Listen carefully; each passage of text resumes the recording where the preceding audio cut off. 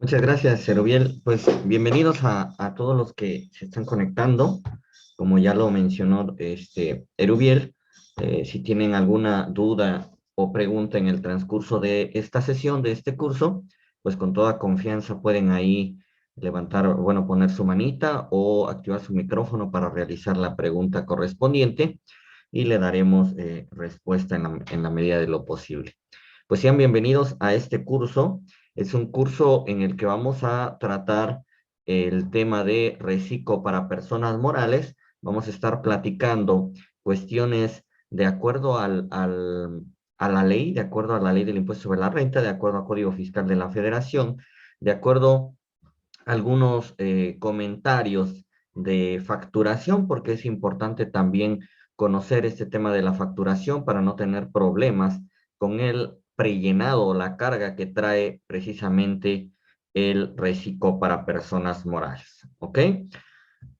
Entonces, pues vamos a dar inicio. Nosotros, bueno, antes de entrar a los fundamentos, pues es importante recordar que el reciclo para personas morales, pues es un régimen prácticamente nuevo. Estamos trabajando este primer año con este régimen de personas morales, ya que pues en el año anterior, recordemos, solamente teníamos por ahí al título 2 y teníamos el régimen, entre comillas, porque estaba incluido en la parte de estímulos de acumulación de ingresos, ¿ok?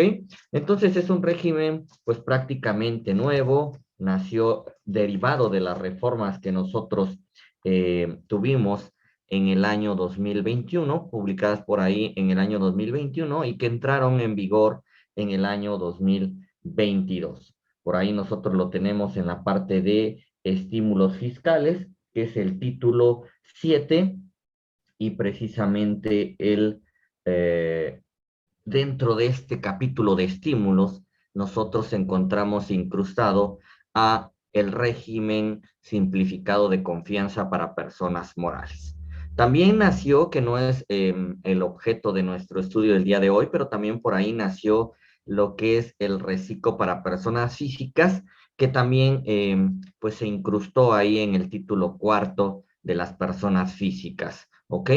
Vamos a platicar el día de hoy y vamos a iniciar con este capítulo 12, régimen simplificado de confianza, que está dentro del título 7. Este capítulo 12 se adicionó, es el último capítulo que nosotros encontramos en el título 7, que se denomina de los estímulos fiscales. Y entonces la primera pregunta que se hicieron, pues diversas personas, fue, oye, entonces el régimen simplificado de confianza, como su nombre lo indica, ¿es un régimen o es un estímulo? ¿Ok?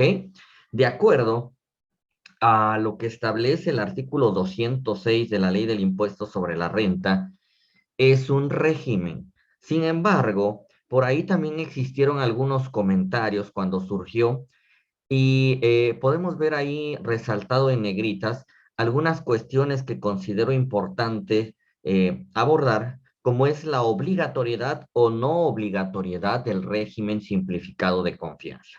Y ahorita vamos a hacer ciertas precisiones que es importante que ustedes cuiden, ¿ok? Que es importante que ustedes cuiden, sea que ya estén en este régimen simplificado de confianza o que no estén en el régimen simplificado de confianza, ¿ok? El artículo 206 nos dice, deberán cumplir con sus obligaciones en materia de impuesto sobre la renta conforme al régimen. Ahí ya nos aclaró que sí estamos en presencia de un régimen fiscal establecido en el presente capítulo, ¿ok? Establecido en el presente capítulo.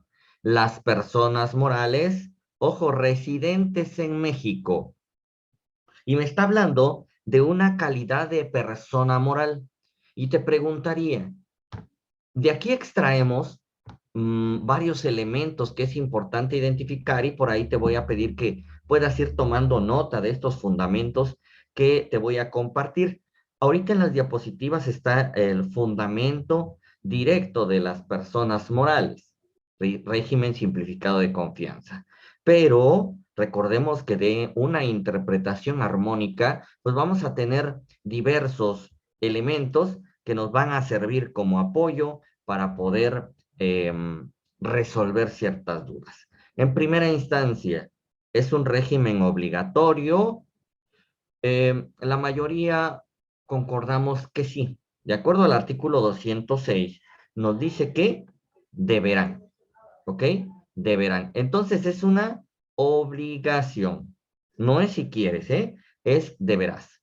Por ahí existieron algunos otros criterios que decían precisamente que como se encuentra en como se encuentra incrustado en un título de estímulos, pues no era obligatorio como tal.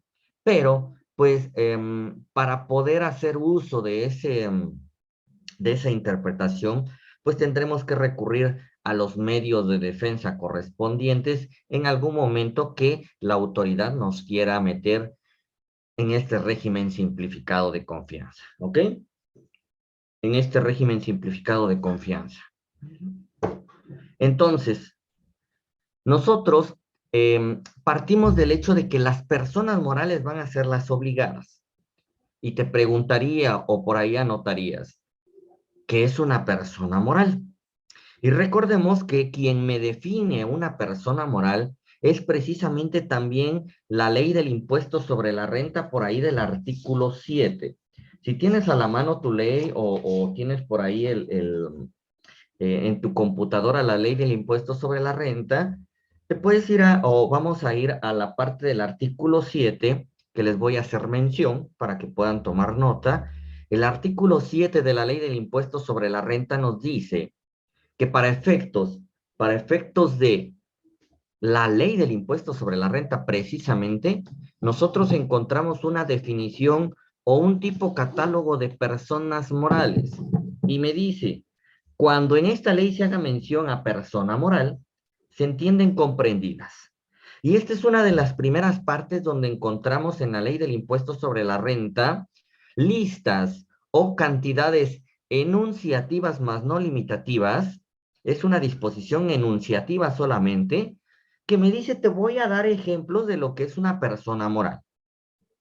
Pero puede haber más. Entre otras, me dice que las sociedades mercantiles. Y ojo, como está hablando de personas morales, está hablando de todas las que dijo el artículo 7, porque esa es una de las principales dudas también que tenemos en régimen simplificado de confianza personas morales.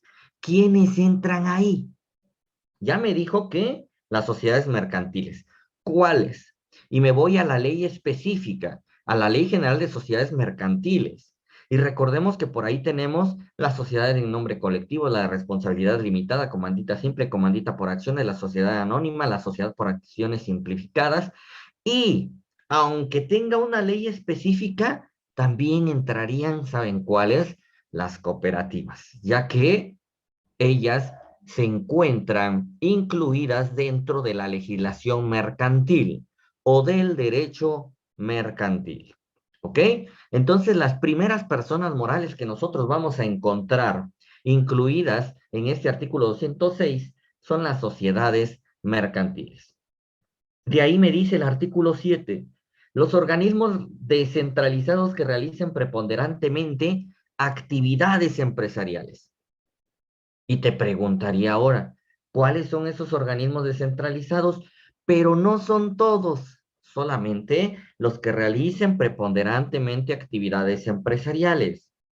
Y nuevamente nos vamos a otro artículo, pero ahora del Código Fiscal de la Federación, donde me va a ayudar a entender qué cosa es una actividad empresarial. ¿Ok? ¿Y qué artículo del Código Fiscal de la Federación me va a ayudar a entender qué es una actividad empresarial? Tenemos por ahí el artículo 16 del Código Fiscal de la Federación que me dice que las actividades empresariales son las siguientes: las comerciales, industriales, agrícolas, ganaderas, pesqueras y silvícolas. Esas son las actividades empresariales. Ah, o sea que si soy una sociedad mercantil, un organismo descentralizado que realiza preponderantemente actividades empresariales. ¿Qué más? Instituciones de crédito, Y de ahí nos manda al derecho civil, las sociedades y asociaciones civiles. Ojo, sociedades y asociaciones civiles también entran en la definición de personas morales. Ahorita vamos a ir determinando si entran o no entran en este régimen simplificado de confianza. De entrada, son personas morales. Y ojo con esta última. La asociación en participación, pero solamente en un caso. ¿En qué caso la asociación en participación se considera persona moral? Y en consecuencia, al considerarse persona moral, ¿qué crees? También es sujeto del artículo 206 y obligado en el caso del cumplimiento de los requisitos que vamos a ver más adelante y obligado a tributar de acuerdo al régimen simplificado de confianza. ¿Ok? Entonces, me dice que la asociación, cuando a través de ella realicen la asociación en participación. Recordemos que la asociación en participación tiene una naturaleza mercantil, pero no está contemplado dentro de las sociedades mercantiles. Dentro de la Ley General de Sociedades Mercantiles, nosotros tenemos, nosotros tenemos un contrato. Y el contrato se llama asociación en participación. Y entonces, aunque tú no estés inscrito como tal, tienes la obligación primero de inscribir tu asociación en participación cuando a través de ella se realicen actividades empresariales en México. ¿Cuáles? Las que te dijo el artículo 16: comerciales, industriales, agrícolas, ganaderas, pesqueras y silvícolas. Entonces, fíjense cómo este artículo 206 nos mandó en primera instancia por ahí al artículo 7 y de ahí nos mandó al artículo 16 del Código Fiscal de la Federación. Pero aquí viene una característica importante que estamos viendo en negritas. Me dice, personas morales, ojo, residentes en México. Oye, ¿y qué es la residencia? Porque recordemos que la residencia es un elemento de sujeción a la contribución, en este caso al impuesto sobre la renta. Entonces, las personas morales residentes en México. Y recordemos que, ¿qué artículo nos va a ayudar a determinar la residencia? Por ahí tenemos el artículo 9 del Código Fiscal de la Federación, donde me ayuda a establecer cuándo una persona moral se considera residente en México. Porque recordemos que también el artículo primero de la Ley del Impuesto sobre la Renta, donde se define al sujeto del impuesto sobre la renta, nos da tres supuestos y nos dice que están obligados al pago de este impuesto las personas físicas y morales, que son de las que estamos hablando. Las primeras, las residentes en México. Ah, ok, pues entramos en la fracción primera del artículo primero y en consecuencia al estar sujetos de acuerdo al artículo primero, me voy a un régimen específico de acuerdo al artículo 206. ¿Y qué característica debe cumplir? ¿Qué característica deben cumplir estas personas morales? Me dice las residentes en México únicamente constituidas por personas físicas. Primer requisito, que las personas morales solamente se encuentren constituidas por personas físicas. Oye, y si aparte de socios personas físicas, tengo socios personas morales, exclusión del régimen. Te vas a tributar en el régimen que te corresponda, que por lo general va a ser el título de las personas morales del llamado régimen general. ¿Ok? Lo que hicieron muchas empresas cuando salió esto del reciclo, y todavía se pudiera hacer para la salida del reciclo, ya que hay algunos elementos que no te van a convenir en ciertos supuestos, como más adelante lo vamos a ver, lo que pasó con las sociedades o asociaciones civiles, por el tema de las deducciones que quitaron por ahí los anticipos de rendimientos, ¿ok? Entonces, si tienes la necesidad de salirte del régimen, de que ya no sea obligatorio para ti o incumples con alguna de esas características, pues, si tienes un socio persona moral, de entrada, pues ya no eres sujeto a cumplir obligatoriamente tus obligaciones en el régimen establecido en el capítulo 12 del título 7. Segundo requisito, que los ingresos totales en el ejercicio inmediato anterior no excedan la cantidad de 35 millones de pesos. Ese es el supuesto general, considerando que tú ya venías tributando. Ojo, que tú ya venías tributando en este régimen. Pero aquí hay un tema bastante importante. Me dice, cuyos ingresos totales en el ejercicio inmediato anterior. ¿Cuál es el ejercicio inmediato anterior? Y aquí el legislador se le pasó em, unificar criterios con respecto a personas físicas o personas morales.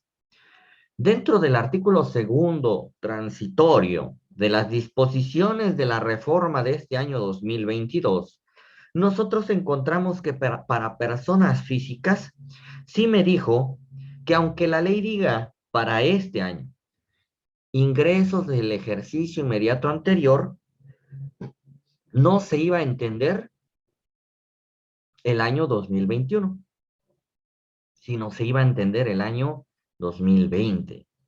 Pero para personas morales no nos dijo eso. Entonces, ¿qué tope o qué año, perdón, vamos a tomar en cuenta para reflejar los ingresos precisamente de 35 millones o para tener este parámetro de ver si tributo obligatoriamente en el régimen simplificado de confianza o no? Pues va a ser para este año, que estamos 2022, pues tomamos en referencia el año 2021, ya que como les comentaba, en los transitorios solamente le puso esa excepción a las personas físicas, pero de las morales no nos dijo nada. ¿Ok? Segundo requisito, entonces, que no excedan la cantidad de 35 millones. Pero aquí también hay un elemento importante. Me dijo, cuyos ingresos totales. Oye, ¿y cuáles son los ingresos totales? Porque la ley me define ingresos acumulables, por ahí del 16. La ley me define ingresos atribuibles por ahí del artículo 4, pero ingresos totales no me lo definió. Fíjate bien, ¿eh? Me lo va a decir por ahí en reglas de miscelánea cuando me habla de qué entra para estos límites de ingresos, cuando habla de ingresos totales. Pero, pero, como tal, debemos tomar en cuenta que los ingresos totales para estos efectos tendrían que ser, pues prácticamente los ingresos acumulables. Pero aquí vamos a tener un problema, porque si yo me cambio o me cambié en el año 2022 a simplificado de confianza, quiere decir que venía yo tributando, por ejemplo, en el título 2. Vamos a tomar este ejemplo, que venía tributando en el título 2. Oye, y en el título 2, ¿sabes que estás obligado a determinar algo que nosotros conocemos como ajuste anual por inflación? ¿Y qué tal que te dio un ajuste anual por inflación? Ajuste anual por inflación acumulable. Pregunta, dentro de estos ingresos totales de 35 millones de pesos, ¿entra el ajuste anual por inflación o no? La respuesta que yo les daría es no, ya que el ajuste anual por inflación solamente es un ingreso que se deriva por la disminución real de las deudas, ¿ok? Por ahí la miscelánea tampoco nos ayudó en este sentido para ver de ingresos totales. Es un concepto que está quedando prácticamente al aire en este año, pero en algún momento la autoridad se va a tener que pronunciar en ese sentido, ¿ok? Ahorita también vamos a ir a apoyarnos de algunas reglas de la resolución miscelánea para estos efectos. Y entonces, aparte de que venías tributando, de que no excediste 35 millones de pesos, oye, ¿y qué pasa si soy nuevo? ¿Qué pasa si me acabo de inscribir? Y me dice la segunda opción, y que estimen que sus ingresos totales no exceden la cantidad referida. Cuando inicies operaciones, ¿eh? Ah, ok, entonces, aquí viene el tema de que tú te vas a inscribir al SAT, inscribes a tu persona moral, y lo más seguro que va a pasar es de que te metan al régimen simplificado de confianza, evaluando las condiciones necesarias para que tributes ahí.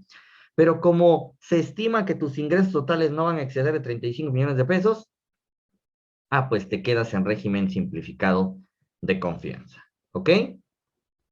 Hasta acá alguna duda, si hay alguna duda me comentan, con todo gusto lo vamos desarrollando.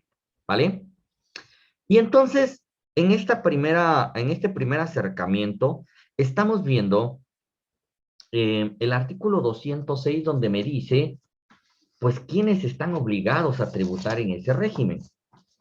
Pero ahora vamos a ver cuándo me salgo del régimen, para tener los dos extremos y de ahí entrar de lleno a la parte del cálculo de las disposiciones que nos regulan el régimen simplificado de confianza para personas morales. ¿Ok?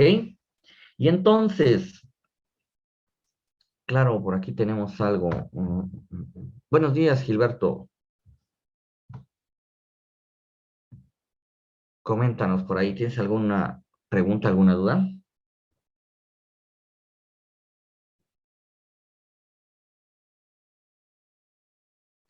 ¿Los 35 millones son antes de IVA? Claro que sí, ya que recordemos que también por ahí nos va a ayudar el artículo, bueno, diversos artículos que me hablan de la base del IVA y nos dicen que el IVA no forma parte del precio de la contraprestación pactada. Entonces, los ingresos como tal son sin IVA, ¿eh? Ahí sí, no cuentan para el régimen específico, ¿ok? De nada, Gilberto. Entonces, salida del régimen. Vamos a ver, y me dice que cuando los ingresos obtenidos por el contribuyente, teníamos el primer supuesto de que no rebase los 35. Oye, ¿y si los rebasas, qué va a pasar? Pues en consecuencia, te sales del régimen. Me dice, cuando los ingresos obtenidos por el contribuyente en el periodo transcurrido, desde el inicio del ejercicio y hasta el mes de que se trate, excedan la cantidad señalada en el primer párrafo de este artículo, del que estamos hablando, del 206, ¿sale? El contribuyente dejará de aplicar lo dispuesto en este capítulo y tributará en los términos del título 2 de esta ley, a partir del ejercicio siguiente en aquel que se excedió el monto citado. Y esto, personalmente, lo considero todavía sano, ya que recuerden que por ahí en el tema de personas físicas, ahí sí, ¿qué nos dijo? Te sales del régimen y te regresas a presentar complementarias, ¿eh? Aquí no. Aquí para personas morales, te sales del régimen y me dice, como ya excediste la cantidad que es el requisito para que tú tributes en este régimen, pues entonces para el próximo ejercicio tú vas a tributar en términos del título 2. Vas a tributar en términos del título 2. ¿Vale? A partir del ejercicio siguiente, en aquel en que se excedió el monto citado. Entonces, ojo con esta salida. Esta salida no es por socios. Esta salida es por límite. ¿Ok?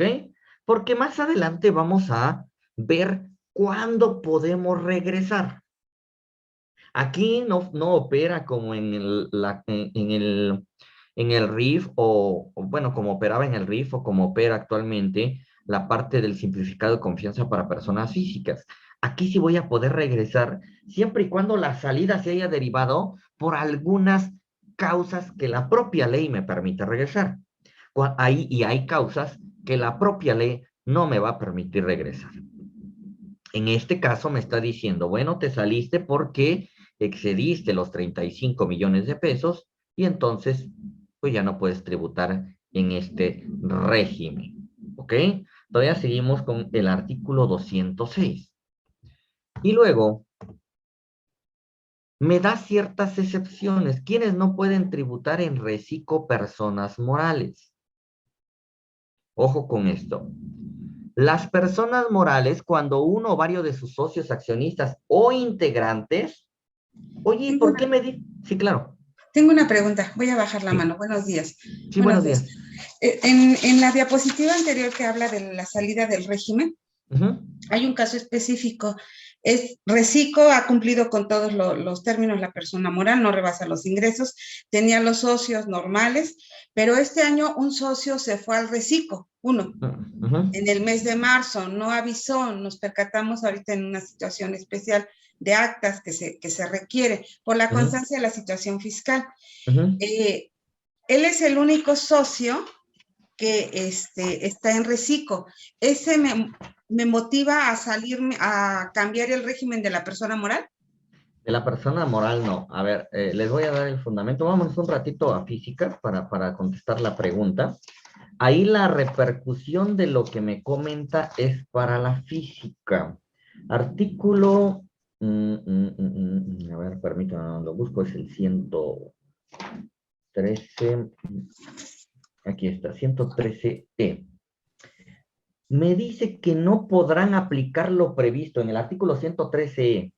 No podrán aplicar lo previsto en esta sección las personas físicas a que se refiere el primer párrafo de este artículo en los supuestos siguientes: sean socios, accionistas o integrantes de personas morales, o cuando sean partes relacionadas en los términos del artículo 90 de esta ley. Eso nos dice para personas físicas, ojo.